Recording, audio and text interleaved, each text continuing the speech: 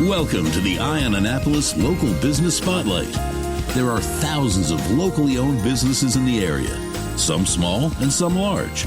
Some you may know and others you don't. But one thing they all have in common is a great story, and we want to share it with you. Join us every Saturday as we talk to the founders, the owners, and the managers of local businesses you have come to know and love, and those you will come to know and love. Now here's your host, John Frenay, with this week's Local Business Spotlight. I'm finally sitting in an old house across from a real person, and we are down here at 24 and 26 Randall Street at the Flag House Inn with Marty Etzel. How are you today? Hey, John. All right. I'm doing great. Thanks for coming over. Did I get the address right, 24 and 26? Yep.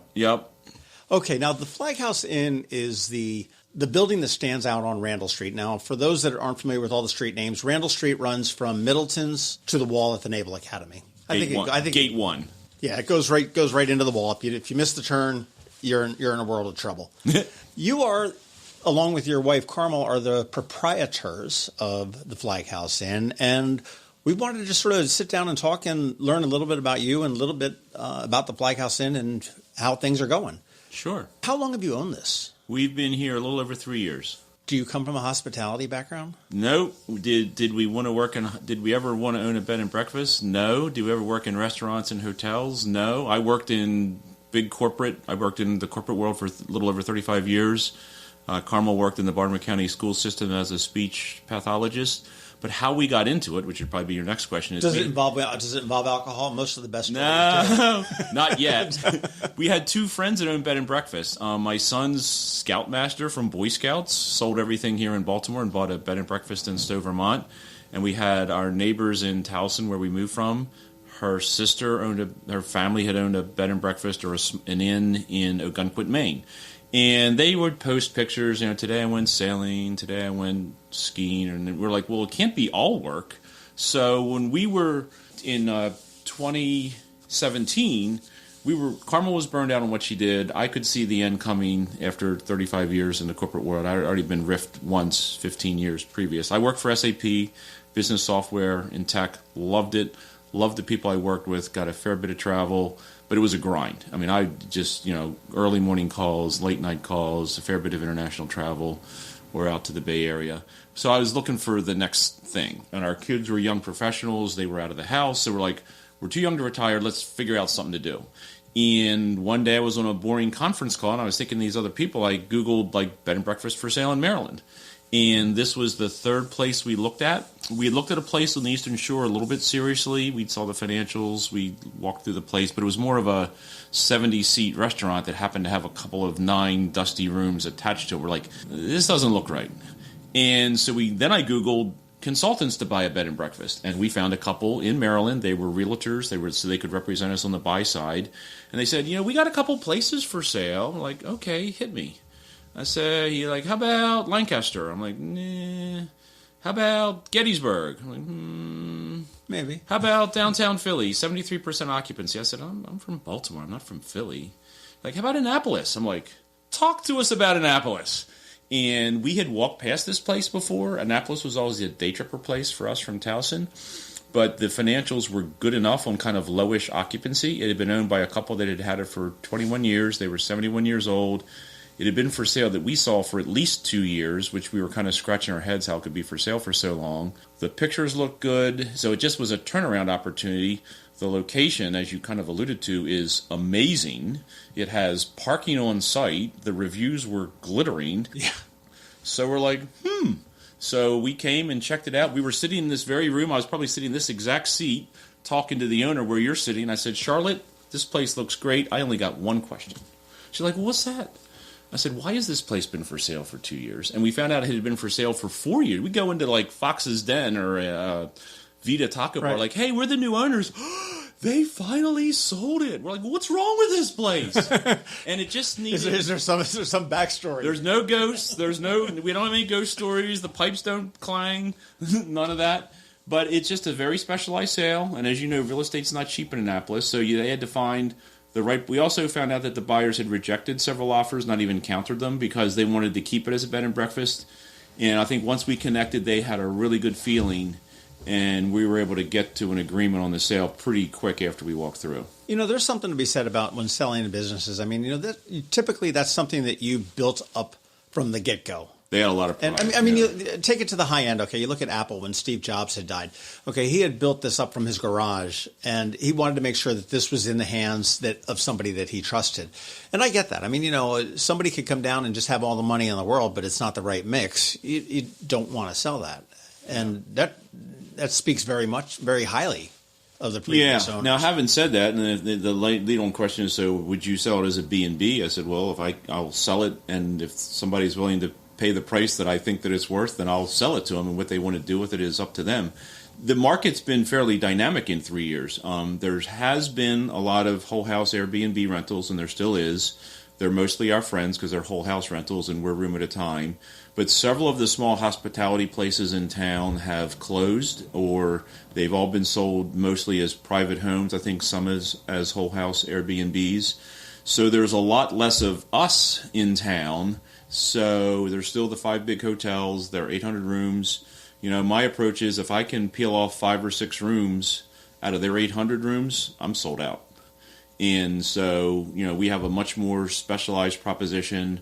We can be as hands-on or hands-off with the guest as you want. You saw how we live right here on site. But if somebody says, hey, thanks, I already made my plans, I'll see you at breakfast tomorrow, great.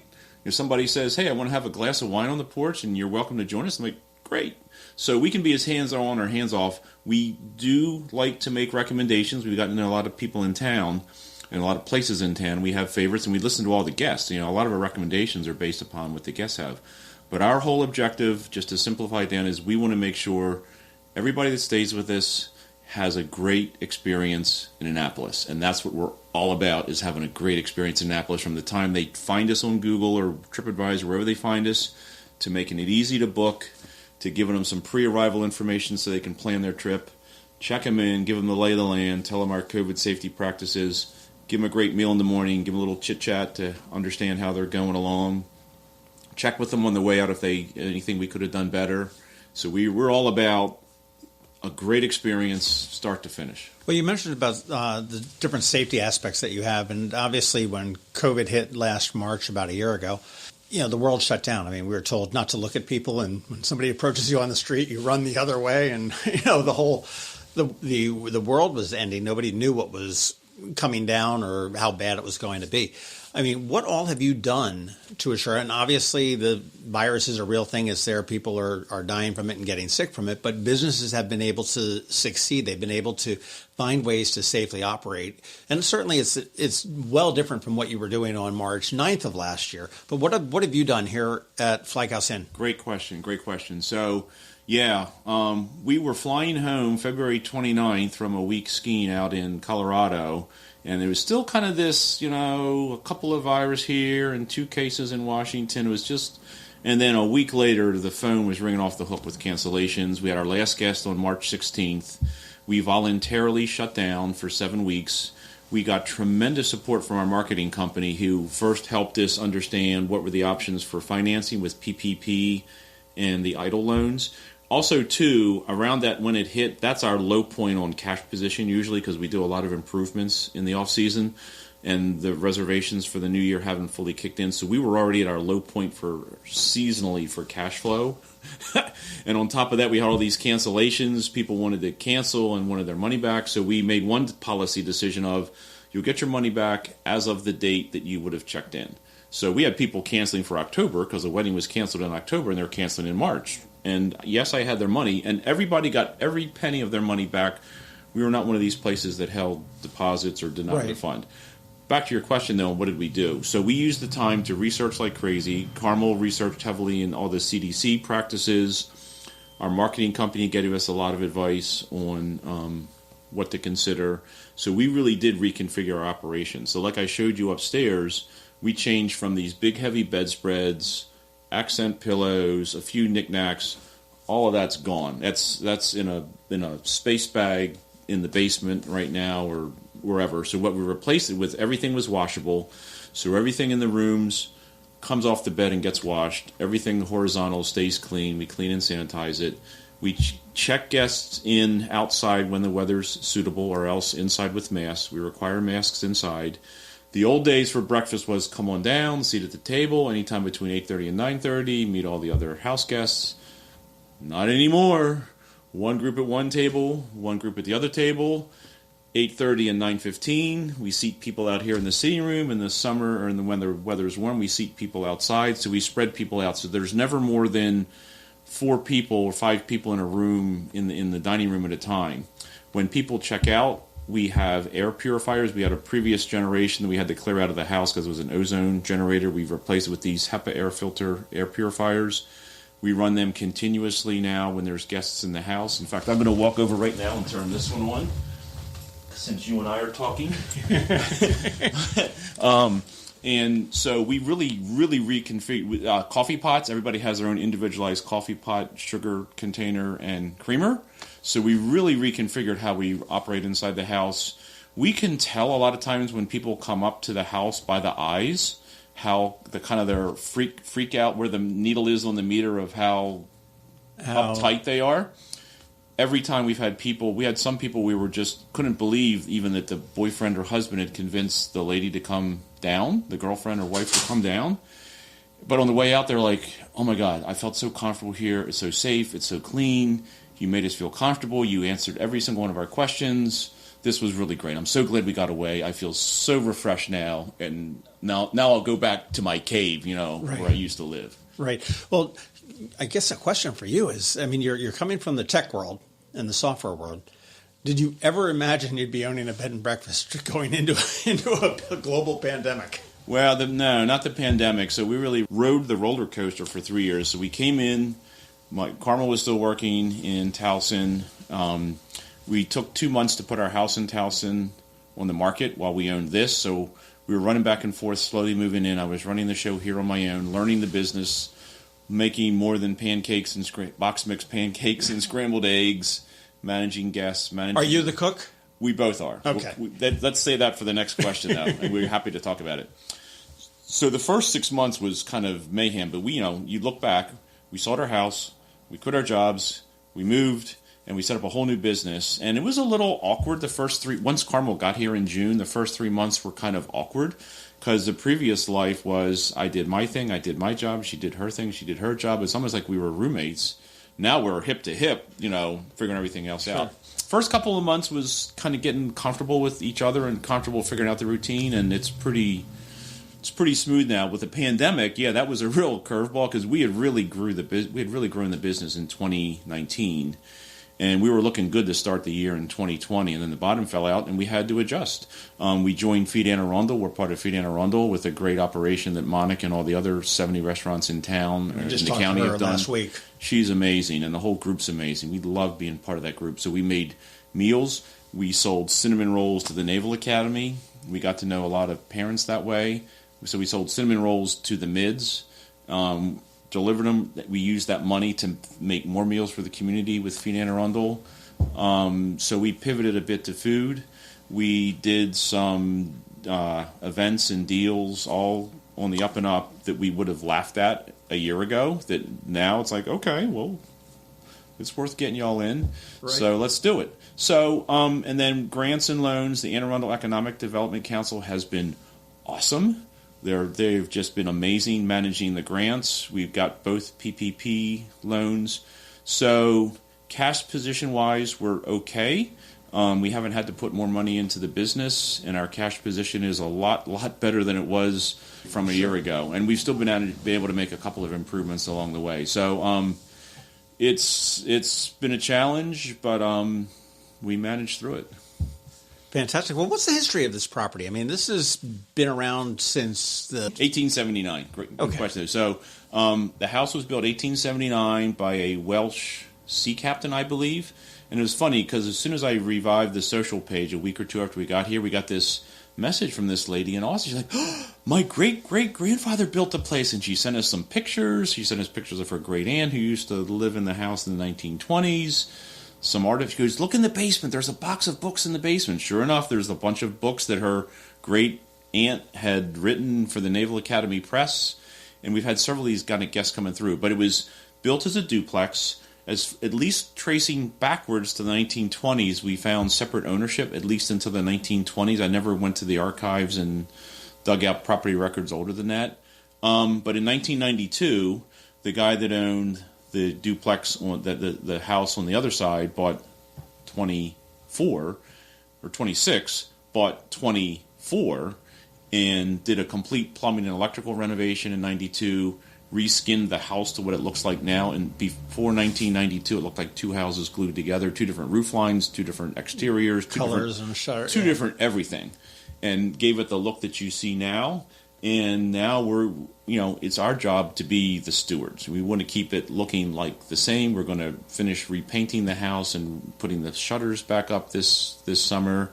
We're going to keep renovating a lot of the power plant to keep all that modernized. So our goal is to keep this place, whatever, 150 years, 140 years until now, to have this well positioned for at least the next 20 or 30 years, because we're not going to be here for 20 or 30 years, but to get everything really in good shape, to keep it up to standard. Is the maintenance just never ending? The maintenance is never ending, but it's not necessarily a money pit. The prior owners that had it for 21 years, the Schmeichels, did a tremendous job in room, and you saw some of the rooms in terms of what they look like. All these cornices they handmade, the husband made, the radiator covers he made. So they did a lot of things. Since they had it 21 years, they coasted the last couple of years, and I think they would admit to that. So we had to catch up a few items, but it's nothing structurally. The house is in great shape.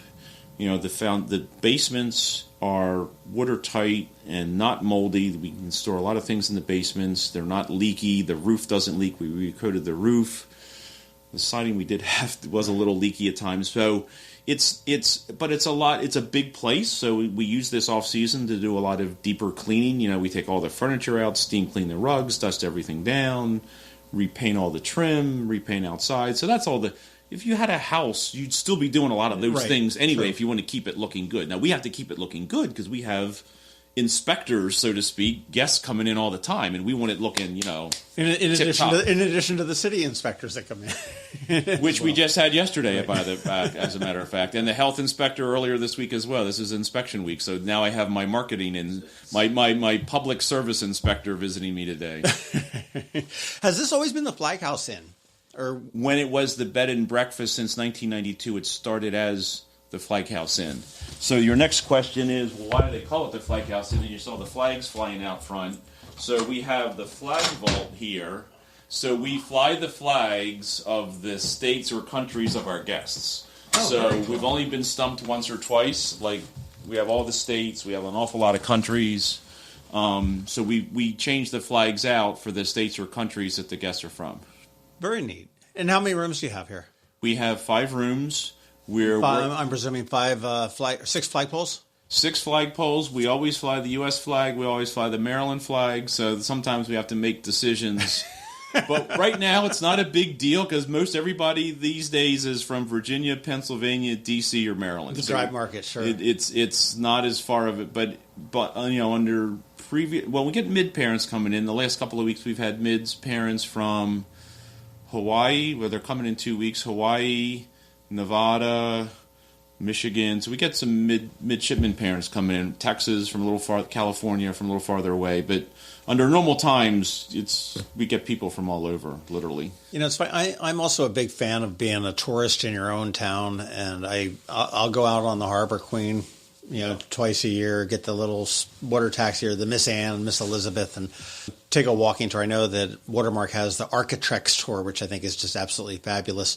And I've always been a proponent of looking at these small bed and breakfasts and the inns that we have here and get to know them as a local. And I think that, this would make a wonderful long weekend getaway from your house, whether you live in Bay Ridge or whether you live in Severna Park or Glen Burnie or, even further than that. We get people from Glen Burnie and Pasadena and Baltimore for sure. D.C., people come out from Silver Spring, 45 minutes away. It's just a different vibe here. It's only 45 minutes away, but it's a whole different place. We get that. Maybe not Bay Ridge we get people from, or Annapolis Neck, but we get people that are visiting people. The relatives that are coming into town. They stay here while they're visiting the relatives.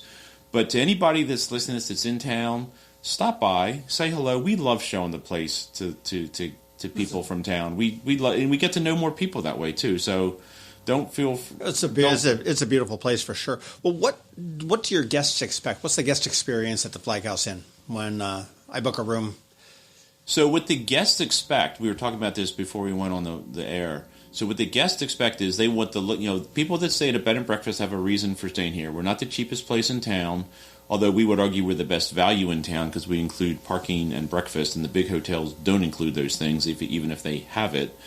But what they expect is they want the modern experience with the look and feel of an old house. So like, ooh, an 1879 house, look at those pictures, look at the curb appeal, but the air conditioning better work, the heat better work, the food better be good, the Wi-Fi better be fast, it better be HD TV, the food better be good and fresh, and by the way, I'm gluten-free, dairy-free, vegan, and you better be able to handle that too, and which we can.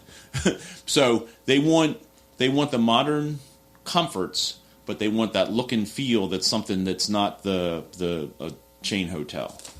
I guess gone are the days of checking into a place and there's a waffle maker in the down in the main room and that's your continental breakfast. That's not what we do. That's not what we do. And I won't. I know some places in town do that, but that's not what we do. We pretty much prepare everything. I think you were starting to allude earlier about the food. So Carmel and I do all the cooking. She tends to do the baking and the fruit. We always have fresh fruit, always have a fresh baked good as the first course. Then we have a hot plated meal, which tends to be what I do. We'll have coffee and tea out by 7:15, which also tends to be, it is what I do. If Carmel was in, and she would readily tell you this, that if she was in charge of the coffee, that you wouldn't have coffee at 7:15. I'm the early riser. But we try to alternate sweet and savory. We have probably 8 or 10 or 12 regular items in our repertoire. We're always adding and subtracting a bit, but not too much comes out of a can. Very little comes out of the freezer. We go through a lot of eggs and buttermilk and flour and breakfast meat that's in the fridge, and we go shopping probably twice a week to get fresh items. So it's all fresh prepared, and we love that moment when you're just putting the plate. You get that microsecond of the wow factor. We really try to give them a little sparkle in the eye. That's like, oh my God, look at this. We love it. They get the they're Instagramming it. I'm sending this to my daughter. She doesn't know. She's going to be so jealous. So we like giving people a great experience. I mean, like I said earlier, we want to give people a great experience. So where did the cooking presentation and the skills come from? Self-taught to some extent. We were always I was oldest of 5 kids, and I was always the one. Our family was always the one that hosted Christmas and Thanksgiving and the special events and all that. So we were used to cooking for a crowd. We both like to cook. Both of our kids like to cook. The plating, I always tell the story. Our son moved to New York City after college. He was like 23 years old, and we were done with the box mix or box macaroni and cheese and the chicken nuggets. So my wife and I started making more. Carmel and I started making more food. And we're like, sent a picture to my son, like, "Hey, look at this we just made." He's like, "Dad, it looks really good, but you've got to work on your plating." I'm like, He's took him 6 months to be a New York snob, They converted him. But we have fun with it. We have fun with the plating. We use square white plates, and the food really pops on it. And so we have fun, and we have a lot of pots outside. We grow all the garnishes, all the parsley and mint and arugula. We have a little mini garden. So we, a lot of little touches. We have a little tabletop garden. We're snipping thyme to put into baked eggs or whatever. So we try to really put a little touches on that and really focus on fresh and nice presentation. Listen, a lot of repeat guests. Increasingly, yeah. It's interesting. We get some guests that stayed with the previous owners. We always joke with them. I feel really nervous if we can live up to it, but we get an increasing number of repeaters as we get to know them, and they're like, we get some that'll come back every summer for 3 days, or we get a lot of midshipman parents, especially. And when the midshipmen, that was what changed a lot last year, is we lost a huge demographic of the midshipmen families coming in because everything was closed. We lost all the retirees who went into hiding, and understandably so. Don't take the wrong Right. impression. What we got instead last summer was 35 to 55. Tell me what there is to do outside. I want to be outside, so we got to know all the outdoor dining and what's better or worse than the others. We got to know 3 great beaches, which we didn't know existed, in Mattapique, Beverly Triton, and Terrapin Nature Station on the other side of the bridge. We got to know Bacon Ridge Trail, Waterworks Park Trail.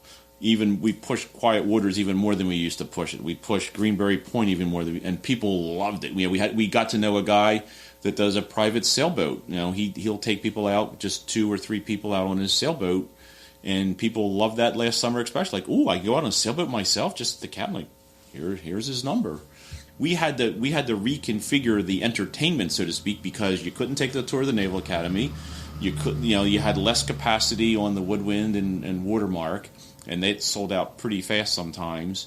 So all the 2 or 3 old reliables, or the top 3 things, either disappeared or significantly reduced their capacity. So we had to not only did you have to readjust inside the house, we had to readjust where we were sending them outside the house. Yeah, I guess there's no guarantee that you're going to get a seat on the Woodwind or on the Harbor Queen. You can't guarantee that. And I mean, at this point at the Naval Academy, all you can do is like climb up on the wall and peek over. That's about it. We're optimistic that we'll hear some good news within the next couple of weeks. Fingers crossed. Well, you've been here for 3 years. Okay, so let's say you're the best guest you've ever had rolls in here, and you want to give them a hidden secret, just something a little bit off the beaten path, something that's sort of a kept secret of Annapolis, and it could be food, it could be an activity. What would you? Yeah, good. Where would you send them? So if they were here before, they probably did the tour of the Naval Academy. They probably went out on the Woodwind or out on the Harbor Queen or whatever. So the couple of things I would do is I would send them to Quiet Waters Park. They have kayak rentals there as well, or if they just want to go for a walk, it has that lookout over the South River. Mm-hmm. I would send them to the beach at Mattapique, which has a nice, slopey, shallow beach. It has showers and bathrooms there.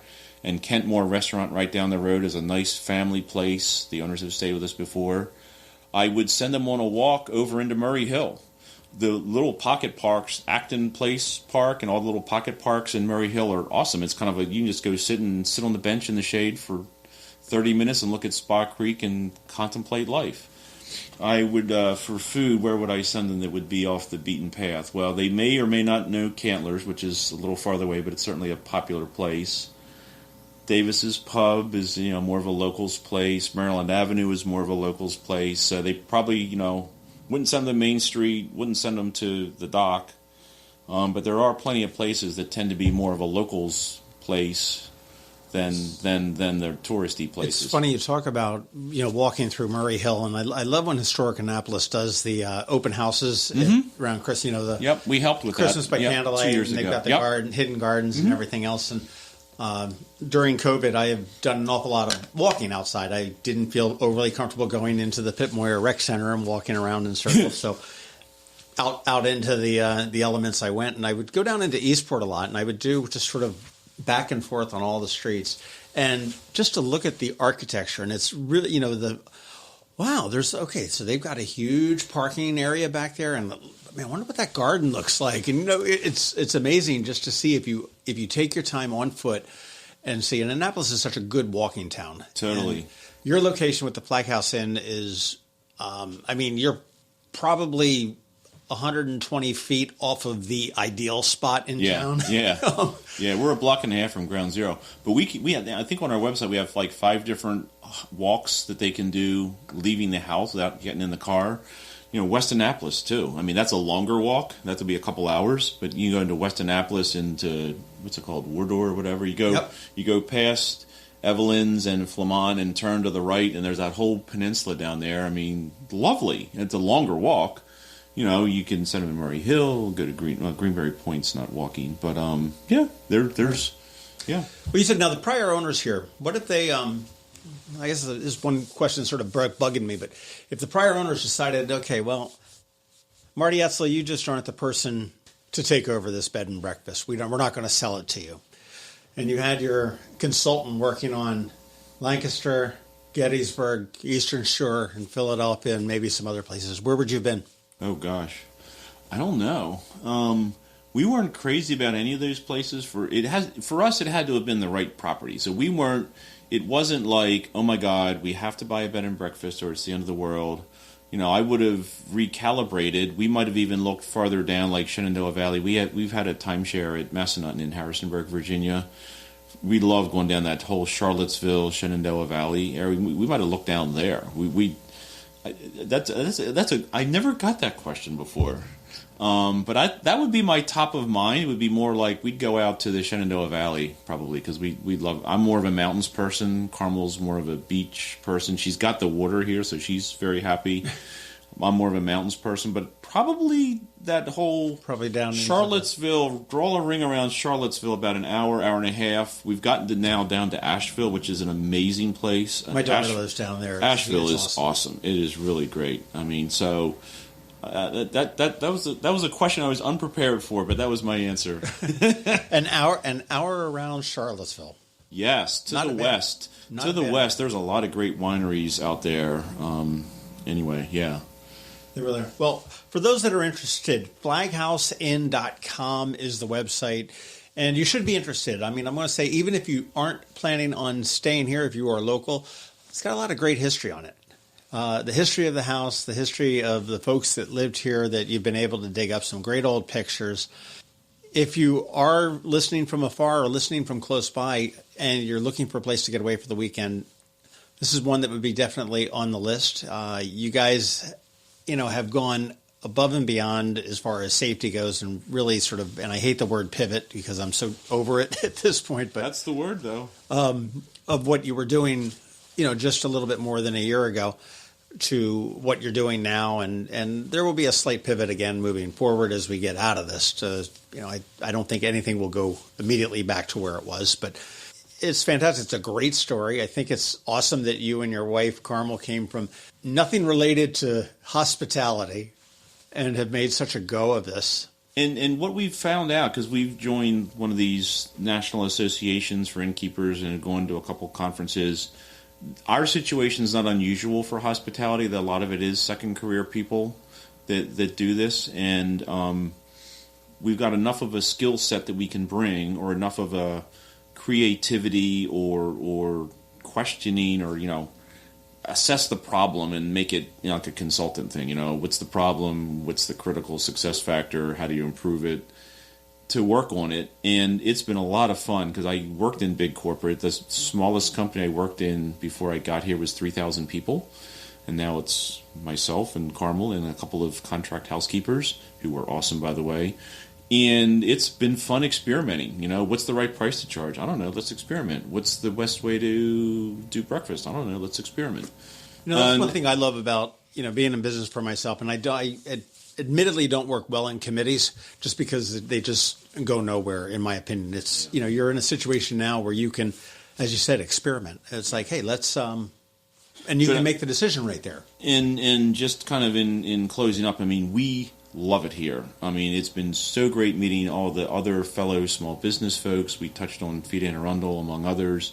But all the shop owners, restaurant owners in town, several of the other small hospitality places, several of the property managers that run the whole house Airbnbs or the whole house properties, getting to know the business services head at the Naval Academy, getting to know the people at Visit Annapolis. I mean, getting to know the mayor and a lot of members of city council has been great. I mean, we love it here. We're having a blast. I mean, the first summer we were here, and we got to, and by the way, our street is great too. We have 4 other empty nester couples on our street that moved in right around when we did. Our kids have gotten to know their kids. That's cool. Coming and going. We're all hanging out on the front porch, yelling across at each other. Whose turn is it to have the wine on whose porch? So it's really been a nice network here, both of the business community as well as the street here. Our street is great. I mean, we have a couple of young couples as well with a couple of young kids. So a couple are renters, a couple are owners. So it's a really nice little street we got here on Randall Street. But it has just been great living here. And the first summer I was starting to say is, we're sitting out at Susan Campbell Park, the Marine Academy, the Marine Band is playing, the boats are coming back and forth in the harbor. It's like, pinch me. Is this real? Is this real? Followed by, what took us so long to get here? So we absolutely love it here. We're big boosters, and we're not old timers. We're newcomers, but we're very enthusiastic about the area. And we will stay here. We will stay here after we sell. I am in the same club as you. I mean, I think that I'm not born here, but I got here in '96, and I absolutely love the area. There's, you can be anywhere. You can be, if you want, big city. You can be in New York inside of 4.5 hours. You can be in Philadelphia or Baltimore, Washington within less than an hour, in D.C. and Baltimore, and the water, the bay, and the amenities that we have here. It's a small little city, and it's a great place to live. Flag House Inn on Randall Street, 24 and 26. And if you're coming from Middleton's heading toward the Naval Academy, Gate 1, it's on the left. Hard to miss because you've got that 6 flagpoles with all the flags out there, always flying. And Marty Etzel, thank you very much for your time this afternoon. I appreciate it. I laud you for everything that you have done over the last year to persevere and to go on. And I wish you all the best going forward into 2021. And everybody's fingers are crossed that we're on the tail end of this. Yeah, I think things are getting better. I was telling you before we went online, we've had a lot of reservations come in the last week or so. So we think things will pop in April and beyond. But thank you. Thanks for finding me, and love the conversation. I've done couple of these things before. As you can tell, I really am very shy and inward introvert. I'm not very good at this kind of I'm just joking. But I love talking about the business. I love talking about Annapolis. So I really enjoyed the chat with you. Thanks a lot. Fantastic. Thanks for listening to this week's Local Business Spotlight. Please make sure to visit eyeonannapolis.net for all your local news, events, and opinion. And in case you haven't already, please subscribe to the Eye on Annapolis Daily News Brief, where we bring you all the day's local news direct to your phone, tablet, or computer in about 10 minutes. It comes to you at 6 a.m. every Monday through Friday, and you can subscribe on Apple Podcasts, Google Podcasts, or wherever you get your podcasts.